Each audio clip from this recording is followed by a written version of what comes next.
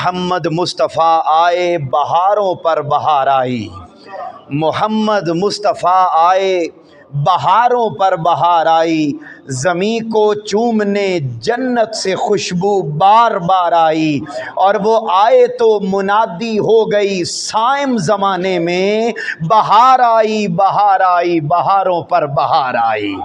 حاضرین محترم، آج کے اس مختصر وقت میں پچھلے موضوع کا تسلسل جس میں ہم نے ابتدا کی تھی کہ تاجدار کائنات صلی اللہ علیہ وآلہ وسلم روح کائنات، جان کائنات اور سلطان کائنات ہیں۔ حاضرین محترم، آج کے اس موضوع کو کہ تاجدار کائنات صلی اللہ علیہ وآلہ وسلم جو 12 ربیع الاول کی صبح وادی مکہ میں تشریف لائے، وہ مبارک ذات ایسی ذات ہے کہ اللہ رب العزت نے انہیں صرف بشر بنا کر نہیں بھیجا، انہیں صرف نبی بنا کر نہیں بھیجا، انہیں صرف اولو العزم جو 5 انبیاء ہیں صرف انہی کے برابر بنا کر نہیں بھیجا، صرف اس دنیا کی سلطانی عطا نہیں کی، صرف پچھلی دنیا کی سلطانی عطا نہیں کی، صرف آنے والے جہان کی سلطانی عطا نہیں کی، بلکہ وہ ذات اقدس ایسی ہے کہ اللہ رب العزت نے جتنے جہان پہلے بنائے، جتنے اب موجود ہیں اور جتنے قیامت تک اور قیامت کے بعد بھی آتے رہیں گے، سلطان خدا نے ایک ہی بنایا ہے، اسے آمنہ کا لال محمد مصطفیٰ کہتے ہیں۔ آئیے اس موضوع کو ہم قرآن کی روشنی میں جاننے کی کوشش کرتے ہیں۔ میں پہلا نقطہ جو آپ کے سامنے رکھنا چاہتا ہوں وہ نقطہ ہے جس سے ہمیں یہ پتہ چلے گا کہ تاجدار کائنات صلی اللہ علیہ وآلہ وسلم اس کائنات کی جان ہیں۔ بولیے کیا ہے اس کائنات کی جان؟ آؤ، میں نے قرآن مجید کی آیت تلاوت کی۔ اللہ رب العزت نے قرآن مجید میں ارشاد فرمایا، یہ میری گفتگو کا پہلا حصہ، اور ہم نے 2 سے 3 حصوں پر مشتمل آج کی بات کو لے کر جانا ہے۔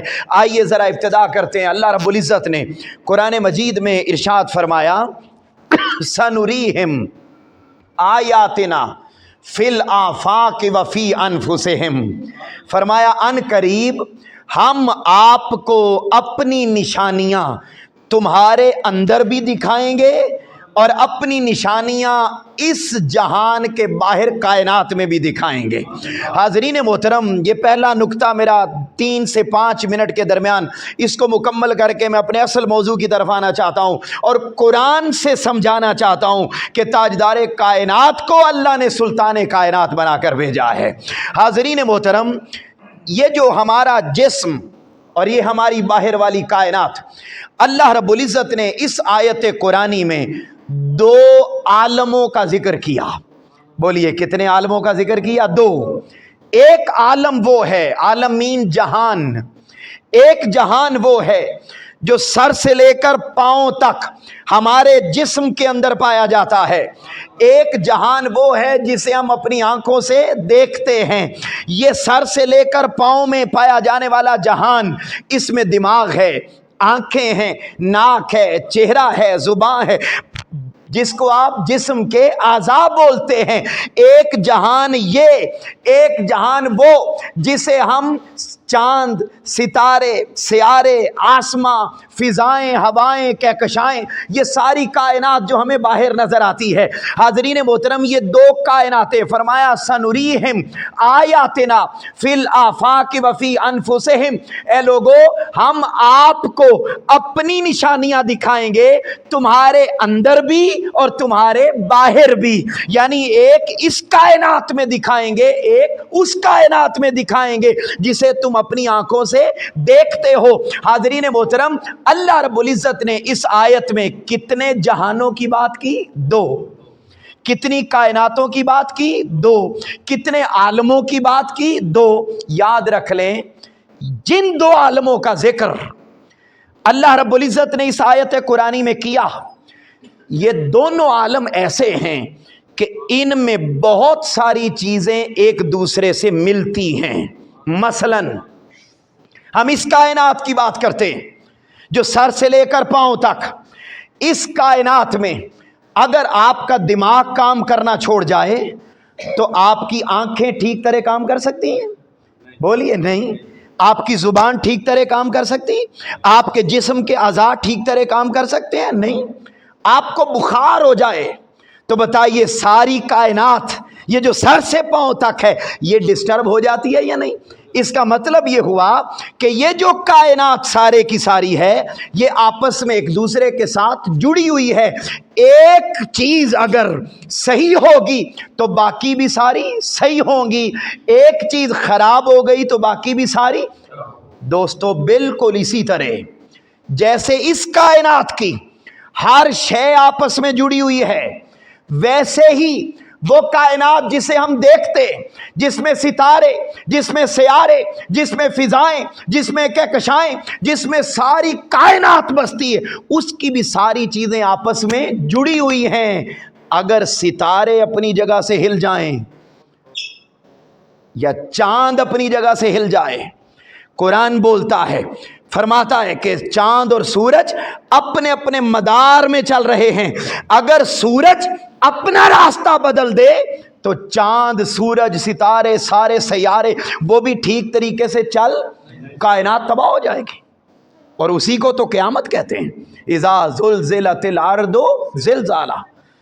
تو فرمایا جیسے سر سے لے کر پاؤں تک اس کے اندر ایک چیز ہے، اور وہ چیز یہ ہے کہ ان کا آپس میں سارے اعضاء کا ٹھیک طریقے سے کام کرنا ضروری. ایسے ہی وہ کائنات جس میں چاند، سورج، ستارے، کہکشائیں ہیں، اس کائنات میں بھی ہر چیز کا آپس میں جڑے ہونا اور ٹھیک طریقے سے کام کرنا ضروری ہے. تو جو خوبی اس کائنات میں ہے وہ خوبی اس کائنات میں، اور جو خوبی اس کائنات میں وہ خوبی. بتائیے اتنی سی بات سمجھ آ گئی؟ یہ مشکل تو نہیں ہے یہ بڑی. اب میں آگے بڑھنا چاہتا ہوں. فرمایا دونوں میں چیزیں مشترک.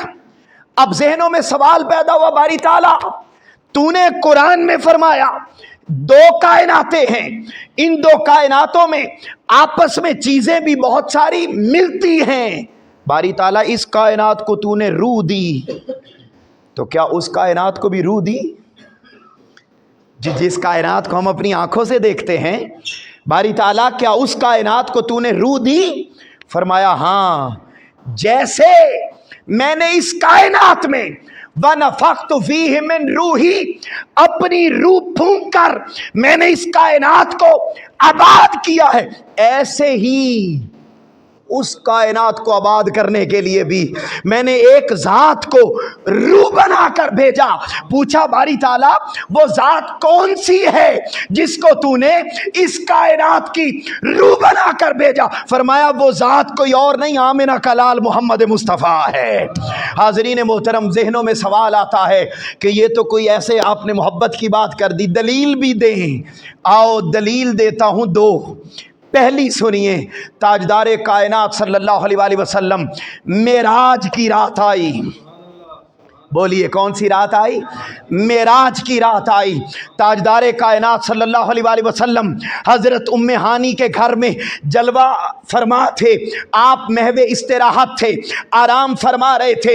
ادھر سے جبرائیل امین علیہ السلام آئے، تاجدار کائنات کو اللہ کا پیغام پہنچایا. تاجدار کائنات صلی اللہ علیہ وآلہ وسلم آپ اٹھے، آپ کا بستر گرم تھا، آپ چلے، آپ نے تازہ وضو فرمایا، پانی بہ رہا تھا.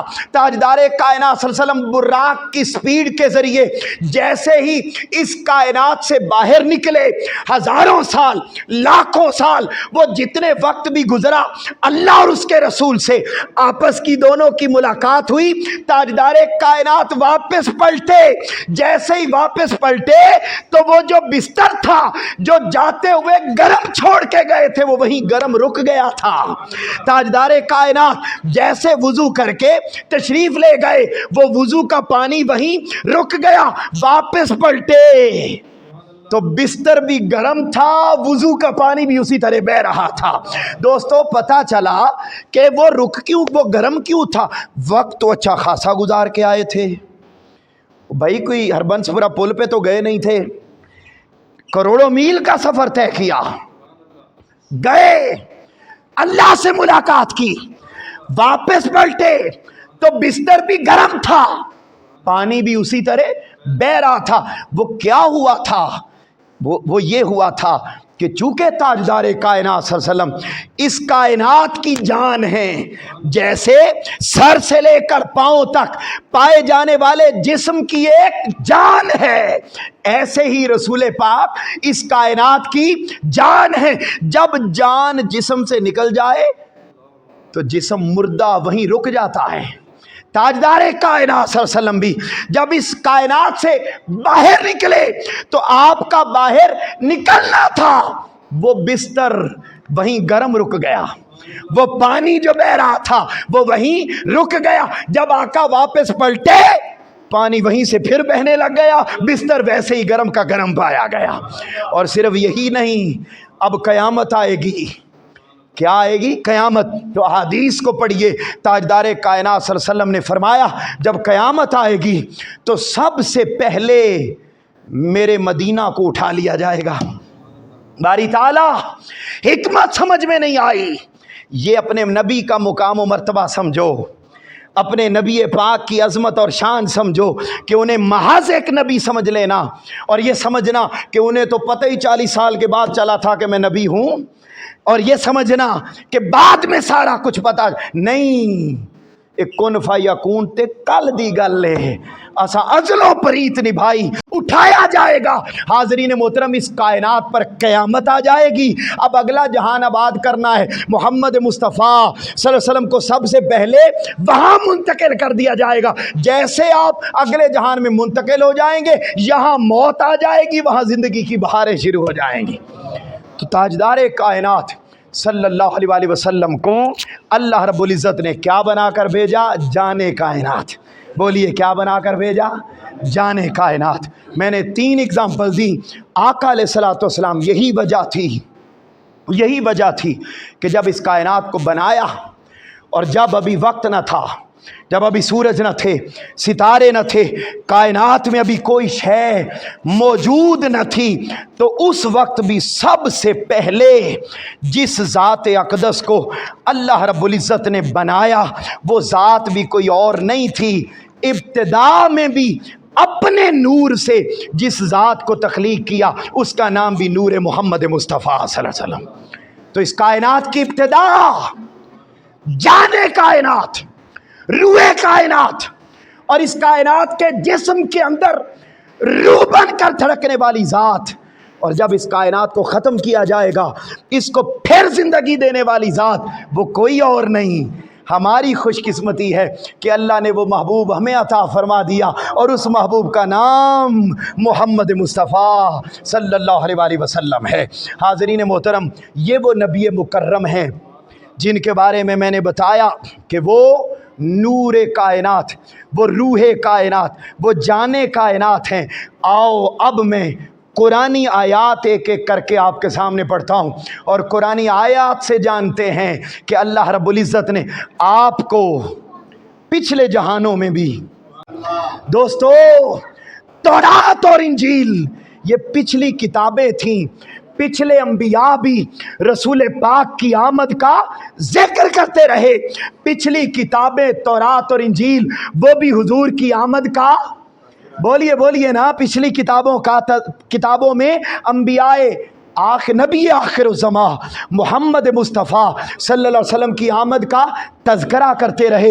دوستو کتابیں بھی تذکرہ کر رہی ہیں، انبیاء بھی تذکرہ کر رہے ہیں، اور امام ازرقی نے لکھا اور متعدد ائمہ نے لکھا کہ خانہ کعبہ یہ وہ جگہ ہے جہاں پر کم و بیش 1000 انبیاء اور رسل کی قبریں ہیں۔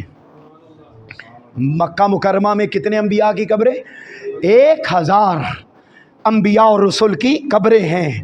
ذہنوں میں سوال آیا کہ کوئی شام میں نبی بن کر آیا، کوئی فلسطین میں بن کر آیا، کوئی کس خطے میں آیا؟ مصر میں آیا۔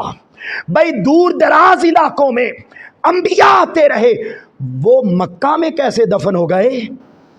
ایک ہی جواب ملتا ہے کہ وہ انبیاء مکہ میں دفن اس لیے ہوئے کہ جب وہ اپنے اپنے زمانوں میں قرآن اپنے جو اللہ نے ان پر کتاب نازل کی تھی اس کتاب کی تبلیغ کر لینے کے بعد، شریعت کا پیغام پہنچا لینے کے بعد، اللہ نے ان کو بتا رکھا تھا کہ وہ نبی آخر الزماں جن کی ولادت اور جن کے میلاد کا تذکرہ کر کے میں نے تم سے وعدہ لیا ہے کہ اس پر ایمان لے